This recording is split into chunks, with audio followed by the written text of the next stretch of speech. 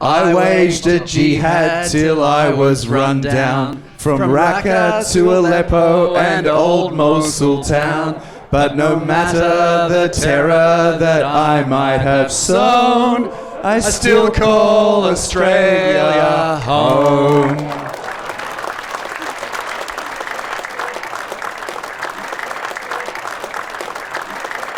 Ladies and gentlemen, welcome to this very special evening. I am Scott Hargraves, Executive Director of the Institute of Public Affairs, a national research organisation dedicated to advancing freedom and preserving the Australian way of life.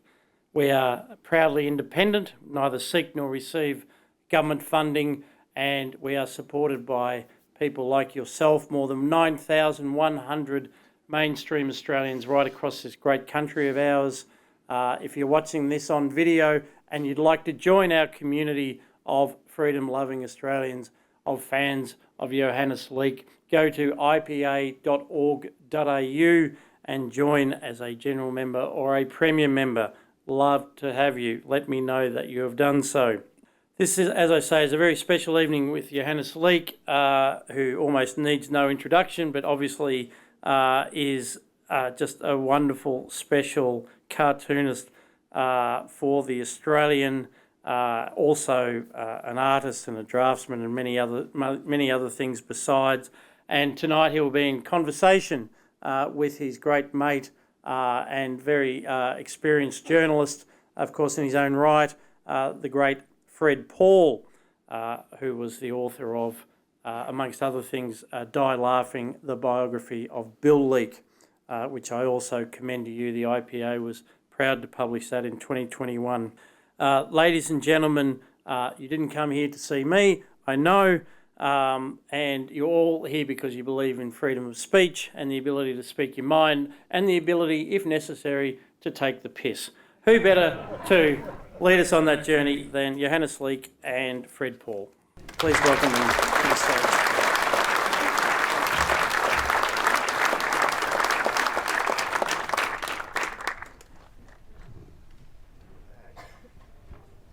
Well, welcome everyone. Thanks for coming to this very special Melbourne performance of Laugh. This is serious.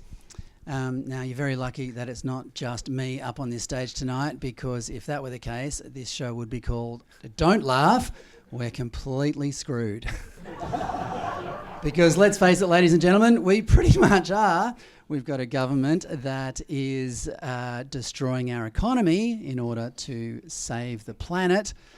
They are importing hundreds of thousands of Uber drivers and 7-Eleven shop assistants in order to fix the housing crisis.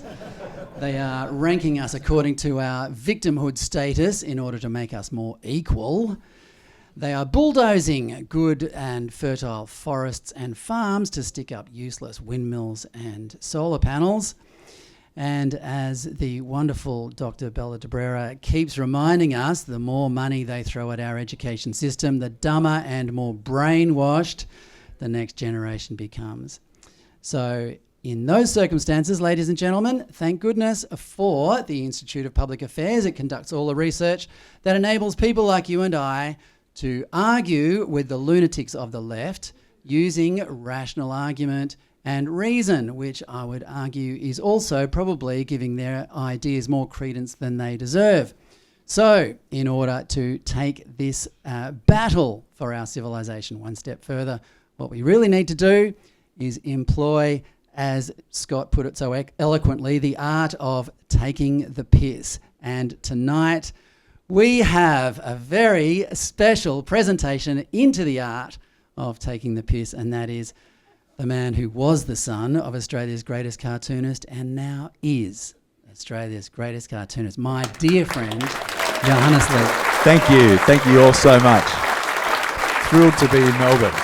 Thanks, Fred. Yeah, well, it is a special presentation because, as we know, some of your finest work has been Victoria-centric, and luckily we weren't the victims of that. So it's going to be a bittersweet experience tonight, reliving some of the finest moments of the lockdown. Now, just to start, Johannes, I mean, what I've outlined there is fairly accurate and rigorously researched description of the state of affairs in Australia at the moment. We live in very absurd times. Now, is that a good or a bad time to be a cartoonist? I think it's manna from heaven for a cartoonist. I mean, my dad used to say that I think his line was something like, if the art of cartooning is to take an everyday situation or something you read in the news or something that a politician has done or said, and you take it to the point of absurdity and you draw what you see when you get there. And Dad said, well, where are you supposed to go when it's absurd at the outset? Where do you go from there? But, I mean, I think it was a throwaway line. I think what's really going on is they're doing half the work for us. So sometimes it's just about encapsulating what and cutting to the chase of what it is that they've said that's so absurd or ridiculous and to sort of crystallise it in an image, So often it's simple, it's deceptively simple as that, I suppose. Yeah, well, I mean, we will get to some cartoons and essentially we will be describing the fact that Johannes isn't, I mean, his work has been done for him. Essentially, he's just actually drawing reality at times. But just as a little insight for the benefit of the audience tonight, give us a little insight into your daily routine. Do you roll out of bed at 11:30 and go surfing? And I wish, no. So I find that I have to be constantly taking in the news almost all the time, so that there's a little part of my brain that's always just germinating and sort of, working through ideas and bubbling away. Because one thing I've found, that the surest way that you'll end up with a sort of cartoonist version of writer's block is to sort of sit there with the paper open in front of a blank screen. I draw on a monitor, so, a blank sheet of paper essentially, and say, right, now the idea's going to come. So that's not really how it works. It sort of has to be bubbling away. You're jotting things down. You're thinking that might work. I'll polish that up, and so it's a constant process, which is great, but it does mean that you don't switch off very much. You constantly have to be in the news cycle, and I think probably never more than today when the news cycle is so relentless and it's everywhere and moving so quickly. We talked about this process for the book about your dad. And you said at one stage that sometimes you come up with an idea and it amuses you so much that you start drawing it, and then you've after a few hours you've gone so far down that line that you realise, oh, hang on, that's a bit offensive, and then next thing you know, you're being vilified the next morning. Yeah, that can happen, but that's the barometer of a good cartoon is. If I'm chuckling as I draw it, if I can't stop chuckling as I'm drawing it, then I know I'm onto a winner. Well, and you go, is this funny? It's like, well, of course it's funny because I'm chuckling. So it's great. It's going to be fine. Well, that segues nicely into the first element of this presentation tonight, and then it's actually the kind of the dark side of it. And Scott alluded to it. It's the concept of cancel culture. Now we'll just bring up Hannes. Talk us through this. This is a very funny cartoon. Talk us through this. Well, this is from the election campaign, in the presidential campaign in 2020, in the lead up when Joe Biden gave a speech, and it was not perhaps on everybody's radar, but he gave this speech where he said it was a sort of very calculated, deliberate sort of weaponization, exploitation of identity politics, where he presented Kamala Harris as his running mate, and he framed it in such a way that he said, today all over America, little brown girls and little black girls are dreaming big because of what I've just done, and it was, I just cringed and thought that any normal person would, and I drew this cartoon, and then all hell broke loose the next day. And so well, we'll get on to what hell actually did break loose, and it was particularly ugly. And this was what happened next, ladies and gentlemen, was pretty much a carbon copy of what happened to Johannes' dad when he drew his famous Righto, What's His Name Then cartoon, of which everyone is familiar. It was my turn. Yeah, next cab off the rank. Yeah. One little observation I'd like to make about this cartoon is that you very astutely, or perhaps inadvertently, predicted that Joe Biden was going to spend the next 4 years having a lie down. Let's face it, he was already doing it back then. Well, he was. Shock horror. 11 days ago. It's the first time people realised that he's past it. But anyway. This was the response kicked off by Amanda Mead at The Guardian, actually a former friend of in fact Bill and me. She worked at The Australian back in the day, but journalists and politicians line up to condemn cartoon in the Australian newspaper in which Biden calls Harris a little brown girl. Plus, who is Rachel Wilkins? Well, we don't care. But Johannes Leak cartoon of Joe Biden and Kamala Harris denounced as racist. I love the way they use these words in headlines as if they're actually factual. Yeah, someone denounced them. What do they call it? An of course statement? Yes, yeah. So I need to point out, ladies and gentlemen, that Johannes's wife Sally was pregnant at this point, and she was pregnant with twins. They're almost 3 years old now, aren't they? Well, they're nearly 4. Nearly 4. Sorry, yeah. Lovely children. But it was I'm not delving too much into their private life, but it wasn't an easy pregnancy. And when this tidal wave of vitriol broke over their house, I rang Johannes, and it was difficult. It was difficult. Cancel culture is not pretty. But I was so fortunate that I had the solid backing of the newspaper. The Australian supported me all the way and didn't back down. And they knew exactly where I was coming from, and some wonderful journalists and writers on our paper came out in defence of me. So that was really meant the world at the time. And I knew that I had only I was true to my own interpretation of that event and what he'd said and my values. You know, it was the sort of use of identity politics which is creeping in everywhere, and I can't stand it. So well, it was an early test for you, and the truth vindicates in the end. And you knew that, and your dad taught that to you very well. We'll just quickly skip through some of the headlines from that incident. Shows why diversity in newsrooms matter. Diversity being a euphemism for everyone thinks the way everyone thinks at the conversation. Andrew Giles. Now, he's a good friend of yours. It's offensive and racist. I'm getting him back now, Freddie. And of course, Kevin Rudd referred it to the press council. That's right. Yeah, I had to face a long, drawn-out press council process where I had to justify the cartoon before a panel. It was like unbelievable. Yeah. And they said to me, "Now you say you used Biden's words, but you twisted them, didn't you?" And I said, "I can put whatever I want into a caption. This time I twisted the words, but that's my job, you know." That sort of saying, you're a cartoonist. What am I supposed to do? Just accurately transcribe his speeches in my cartoons? Yeah. Next, they'll be accusing you of trying to make people laugh. Yeah, exactly. And of course, a controversy like this couldn't go by without someone from the ABC chiming in. Dear old Michael Rowland. Anyway. Yes. So let's get on to the cartoons, mate. So we are going to focus initially on The Voice. Talk us through it. Well, this is early on. You might remember when Jacinta Price gave an interview to Peter FitzSimons, and there was she said that he got quite aggressive with her, and there was something about the tape.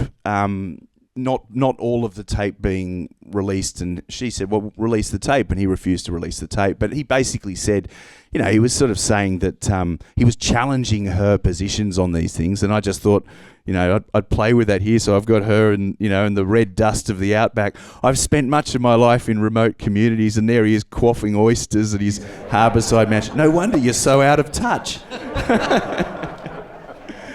And the funny thing is that Peter FitzSimons wouldn't see the joke in that. He'd just go, "Yeah, that's right. Well, she is out of touch. Yeah, she totally is out of touch. Where's the joke? She's out of touch with all the people I speak to. Yeah, that's right." He didn't quite get the right shade of red on his bandana. That was Okay. Talk us through it, mate. Well, this became a bit of a running sequence, and by this stage, The Voice was front and centre, and Albo had been spotted at a Midnight Oil concert wearing a T-shirt with the words "Voice, Treaty, Truth" emblazoned on there, and clutching holding a beer.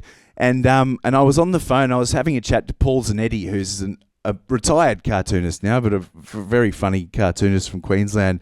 And we were sort of trying to work out what could be done with this T-shirt if we just switch the words out, or put in some other brainless slogan and just keep swapping them around. And then I thought, well, no, look, he sort of, this was around the time when he seemed, people were starting to want to know more about what's behind this concept and what does treaty actually mean and what will it involve and what's the truth aspect, what's that all about. And so at that point they started to sort of say, no, it's just about the voice part. So hence, chopping it off and, so there he is saying anyone harping on about a treaty is going to look pretty bloody silly now. And so that's how, and he ended up like that for quite a while. One of the great things you inherited from your dad is that lingering on a cartoon always gives you rewards. So 2 observations I make about that cartoon. One is no one ever really looks more silly than when they've got their arms out like a scarecrow, because they just for some reason it's just a very comical on a little stool. On a stool. Yeah. But the other, with a tape measure up your leg or something. The other gag is that there's only one person actually doing any work in that cartoon. Yeah. That's right. And if you look very closely, he's actually got his eyes closed. Yeah. So I mean, by comparison, the 2 politicians in the gag look pretty stupid, even more stupid than they actually are. So, all right, talk us through it, mate. Well, look, it was probably only a week or so after I'd drawn that cartoon that Albo was back up in West Arnhem Land, I think, for the Garma Festival, and here he's facing a completely different audience and modifying his shirt accordingly. So suddenly Treaty and Truth is being hastily reattached. He doesn't look nearly as professional sewing that up as the guy who was cutting it off in the last cartoon. That's right. And also, he's the Prime Minister. He's meant to look like he's confident about to go on stage, but obviously he's filling his diapers. So to speak. Okay. I love this one. All right.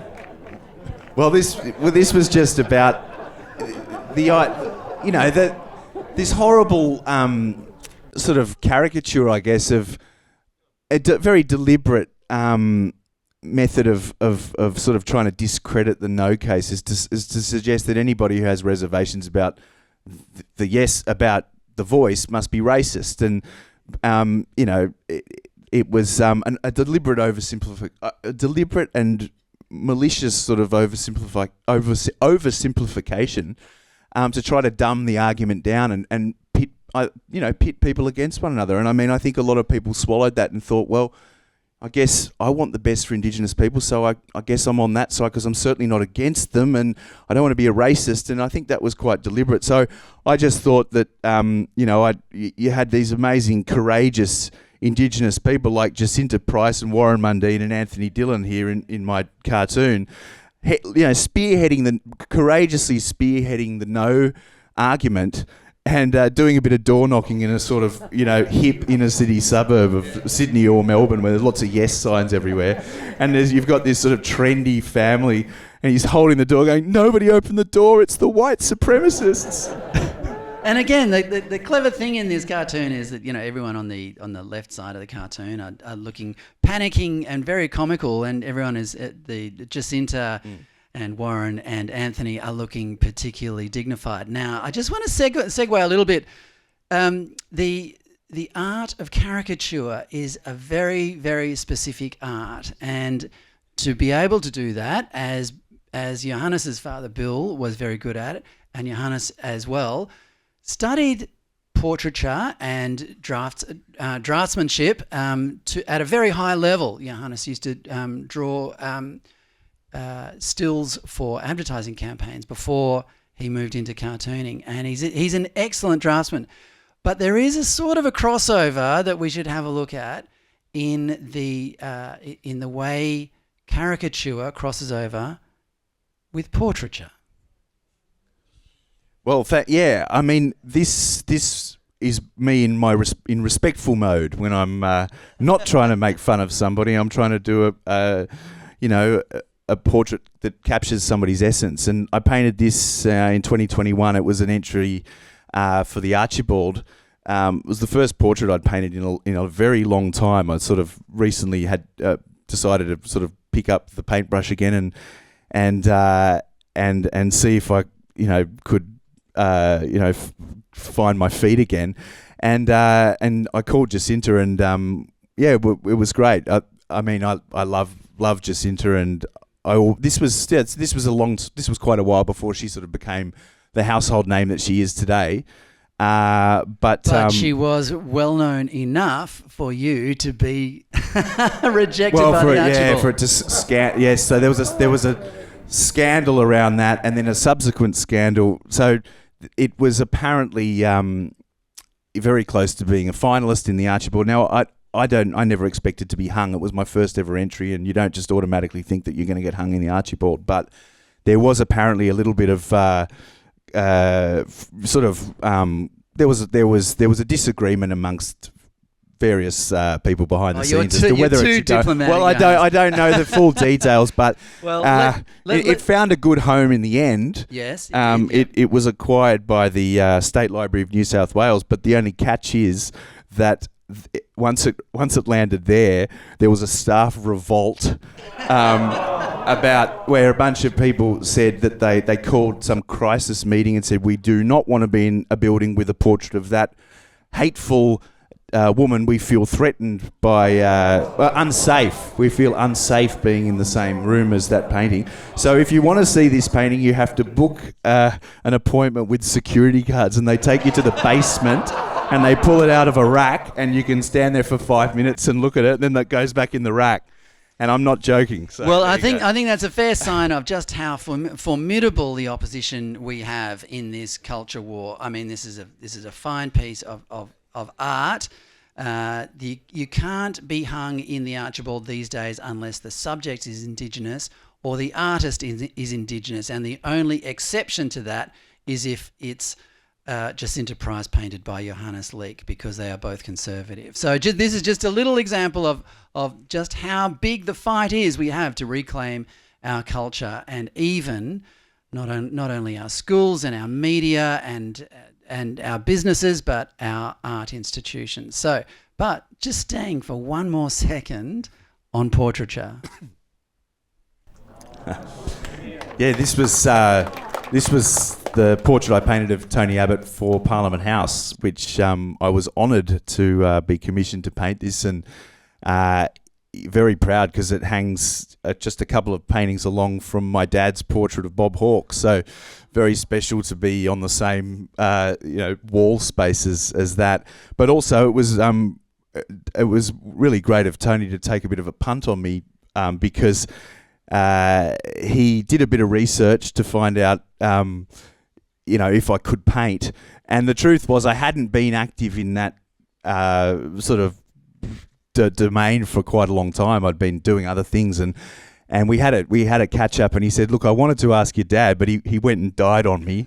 So he said, I'd love you to do it, and it was an amazing opportunity, and I'm really grateful because it got me back onto the tools, So I'm now getting back into portrait painting, and it's a lovely sort of complement to my cartoon work, because it's in my cartoon work I can be nasty and cruel, and then in my painting work it's a more meditative, respectful sort of way of working. So great portrait, it's absolutely lovely. I think you're absolutely not. Round of applause for Thank Johannes's portrait of it.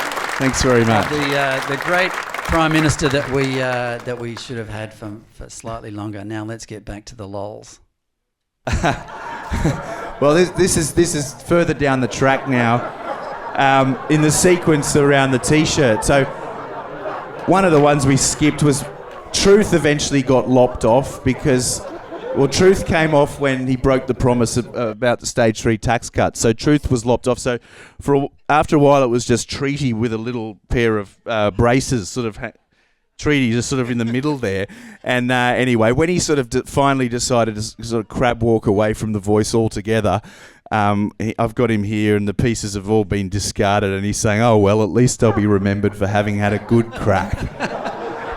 I think I speak for everyone here tonight, Johannes, is that you spared us the visual representation of something else symbolic going on in this picture, and that is that the man has no cojones. A few people have noticed that. I just draw underpants, but other people are imposing all sorts of meaning on the underpants. Yeah, we do get the front view later, ladies and gentlemen. Sure. So anyone sensitive, just shield your eyes. Yeah, okay. The other thing is that that's generally the view. If anyone is familiar with that view, it's usually a plumber fixing your pipes. So Johannes has reduced the office of Prime Minister to that of bending over plumber in someone's laundry. Well, I included this one tonight because I actually drew this. Was one of the very first cartoons I drew on as Jacinta sort of emerged as a very powerful voice against the voice, and I like it because it sort of stood the test of time. Because as you sort of look back now, it does sum up, I think, this her amazing ability to basically through the sheer force of her conviction and her passion and her charisma and her positivity. I mean, poor old Albo with his little performance there just never really stood a chance. So there were a lot more people involved, and it was a lot deeper than that. But I think it does sort of sum up that she emerged to sort of spearhead the whole. Well, the brilliance of this cartoon, Johannes didn't quite fully explain. This was at the start of the debate about the referendum, and Johannes very boldly and bravely predicted what was going to happen, and hopefully as well. Well, yeah. I don't know how you drew it with one hand with fingers crossed, but anyway. But I mean, it's a perfect encapsulation. That Albo looks so stupid, and with the voice, and then we've got the red faces, and Jacinta looks slightly more dignified and resolute, shall we say? But I mean, it takes a lot of bravery. This is the other side of cartooning: is it takes a lot of bravery to make a prediction like that, and that was right at the start. At the time, the polls were actually going the other way. So yeah, good work, mate. Well done. Thanks. All right. Thank you. Now we're switching topics. I've sort of grouped them a little bit according to different topics. So, another thing that I have a lot of fun with, of course, is the climate scare. As does John Spooner, who I haven't seen yet, but I think he's here tonight. Oh, there he is, John.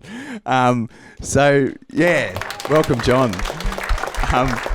We are completely as one on this issue, as I'm sure you've seen in our work. But here I'm just trying to illustrate. Again, it's getting into the frame.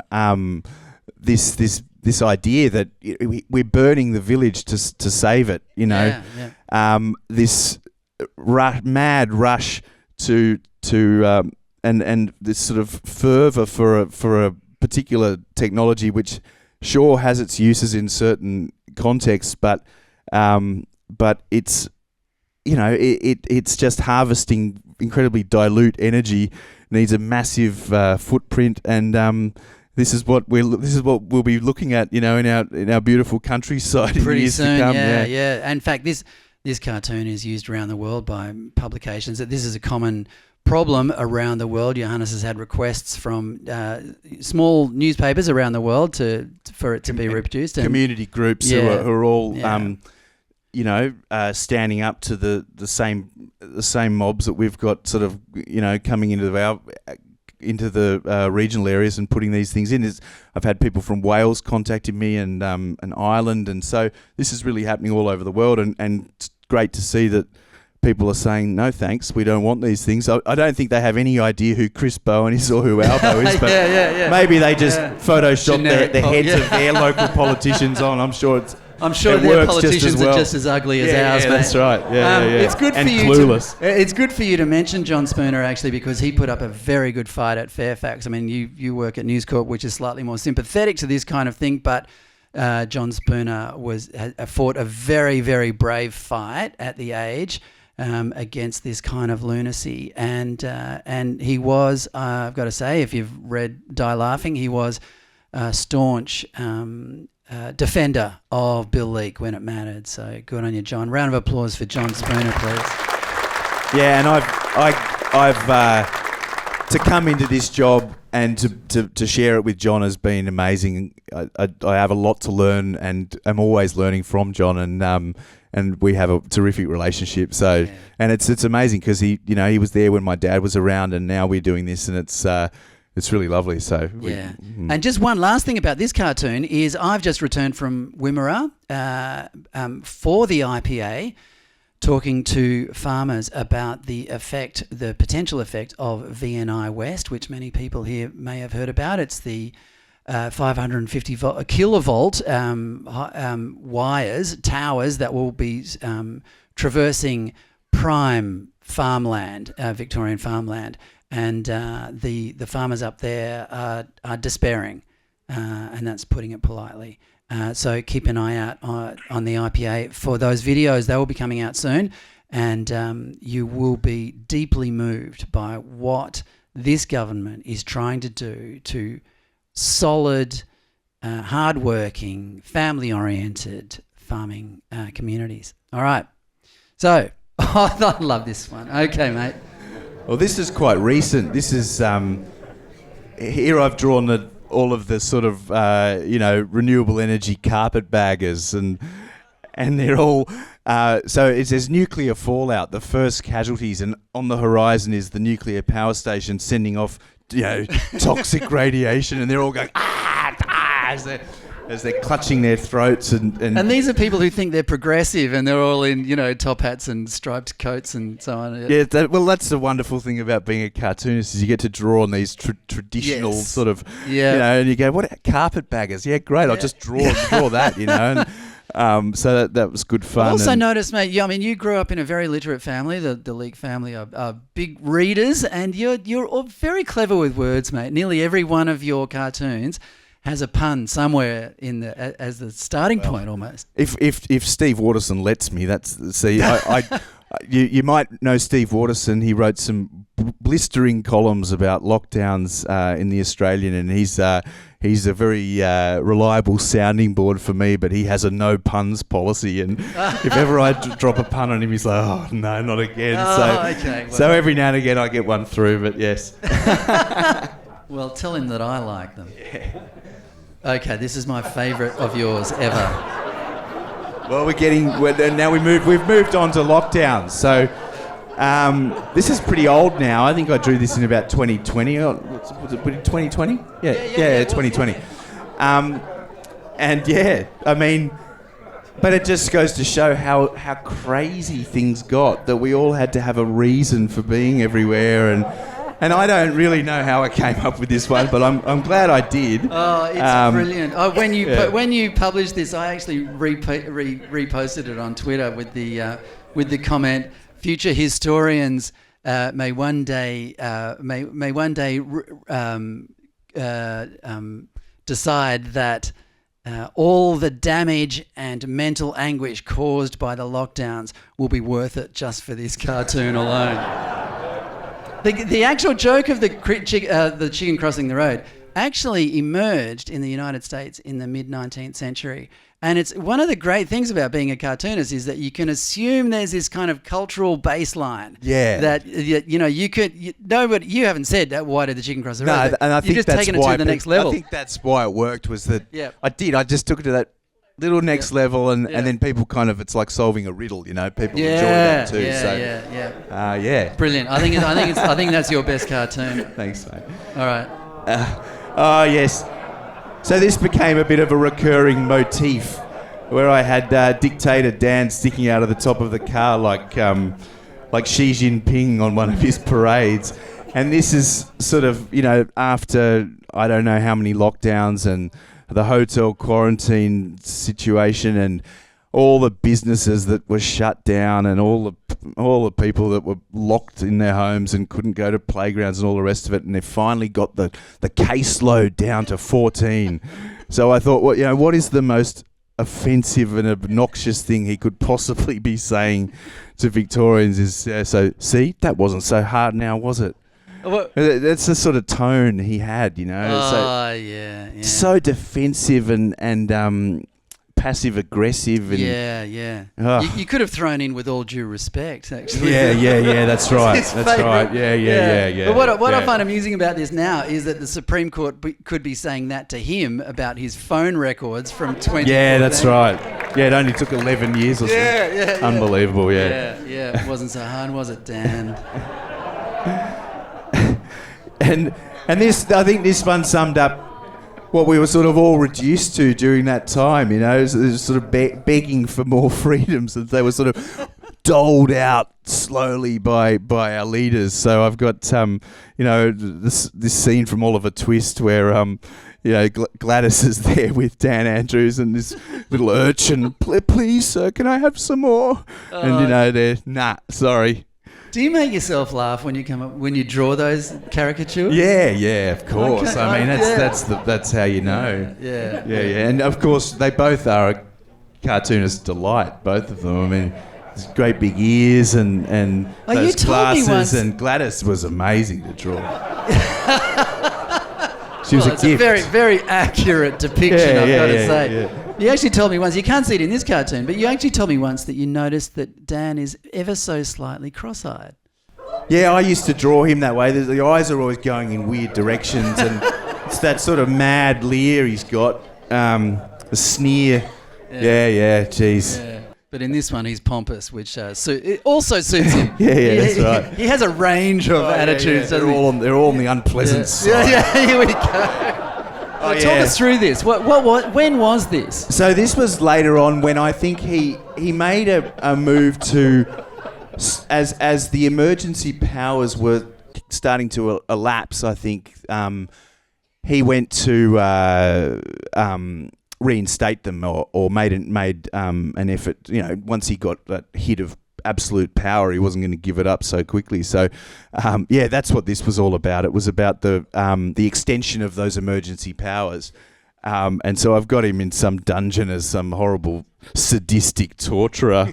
And there's poor old Victoria up on the wall. And he's saying, I'm not finished with you, not by a long shot. Well, I remember seeing this one and looking at it and being, mightily amused. But, I mean, the audience here would... I'm sorry. Some of them are probably close suffering to the bone, from PTSD but this was my way of sympathising with you from New South Wales. Indeed. Yeah. And those days are almost over, thank goodness. Well, who knows? All right, so shall we? We've jumped to a new theme here, and this is the sing-along section of the show if you want to join me at some point. So, I waged a jihad till I was run down, from Raqqa to Aleppo and old Mosul town. But no matter the terror that I might have sown, I still call Australia home. Ladies and gentlemen, if you ever fly on Qantas and when you land and you have to sit through that welcome to your own country, and then they start playing this jingle, and they start playing that jingle in the background. Incredibly offensive. Oh, fuck off. Thank you. You took the words right out of my mouth. Okay, if you do hear that jingle when you land on a Qantas jet, it does help to survive that cheesy jingle by using these words instead. Just hum it in your head. Try not to be offensive. Anyway, I should also point out how beautifully these words fit the original rhythm of the song. And Johannes grew up in a very musical family. I've heard him play saxophone. He's pretty handy at it, and his dad was an excellent pianist. So there you go. Multi-talented family, ladies and gentlemen. Well, this is. I drew this in response to the awful scenes in Caulfield when, these gangs of pro-Palestine protesters descended on members of the Jewish community who were just going to the synagogue on a Friday evening, and I've got this bloke pointing at them saying, "Look at them, living quietly in their own neighbourhoods, going about their business peacefully. They're asking for trouble." Again, this isn't very far from reality, but Not really, no. if I may make one observation, is that pro-Palestinian protester is far more articulate than in reality. They don't often talk in sentences of more than 3 or 4 words. That's right. Yeah. Okay. Oh, and here we've got. Finally, the letters. Yeah. So this has also become a running theme, and I like it when I land on one and I can milk it for all it's worth, and I do ask people if they're starting to get sick of it, but mostly they say no, keep going. So this was early days with the lettuce, the wet lettuce leaf, and this is when members of the Labor Party sort of kept popping up out of this whack-a-mole machine and saying, Albo was trying to sit carefully on the fence, and one by one they're all coming out and sort of saying very, pro-Palestinian things, and but he's don't worry, he's got the lettuce leaf out. He's giving them a good old thrashing with the lettuce leaf. And some Lynn Merrigan introduced herself to me earlier in the evening, and look at what she brought me.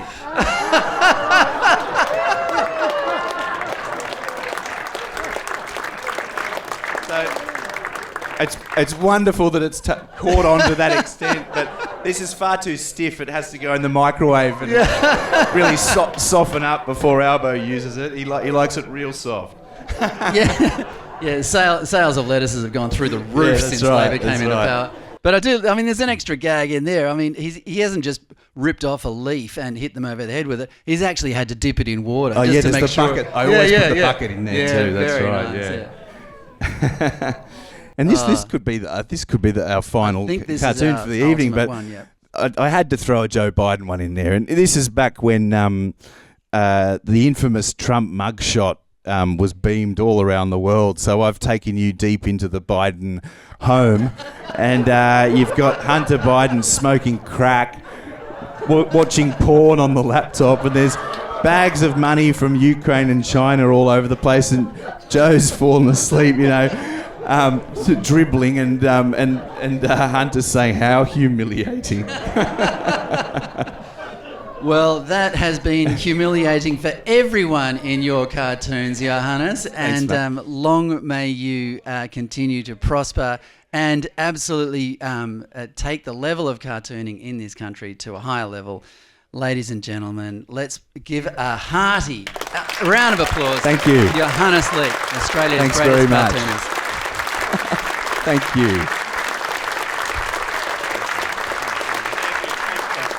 Do it again.